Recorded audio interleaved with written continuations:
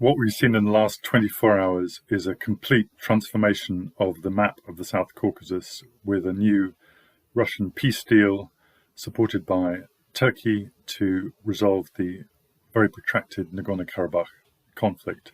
Events are moving very fast, but we can broadly say what's occurred is that after 6 weeks of really intense and horrible bloody fighting on the battlefield, Azerbaijan has recovered territory that it lost in the war of the 1990s.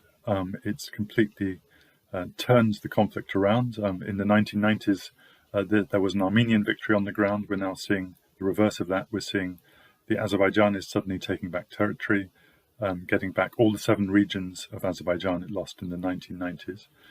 The Armenians of Karabakh are now caught in the middle. They've preserved some territory but lost a lot of territory. They are getting a Russian peacekeeping force, which suddenly started arriving almost in the middle of the night. So suddenly we have Russia in the region, we have Turkey in the region, potentially with talk of some Turkish troops on the ground.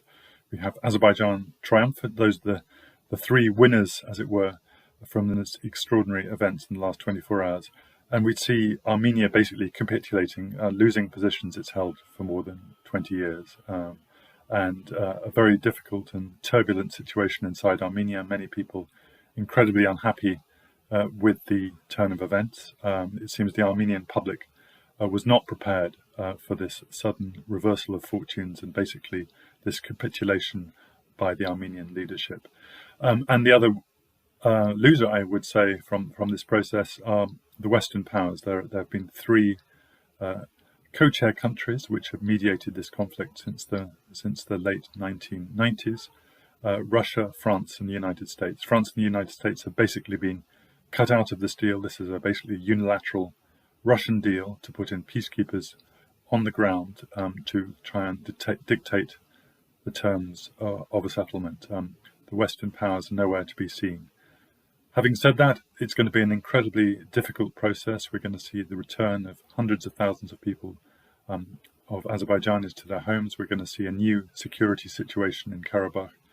We're going to try and see new political realities, attempts at reconciliation. So I think if this is going to work, and it's going to be incredibly difficult to try and resolve this long-standing problem, the Russians can't do it alone. There is still space for international efforts to support that.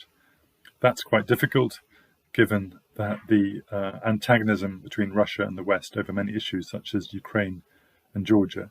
But if Western countries do want to support a new effort at peace in Karabakh, they now have no alternative but to work with the Russians.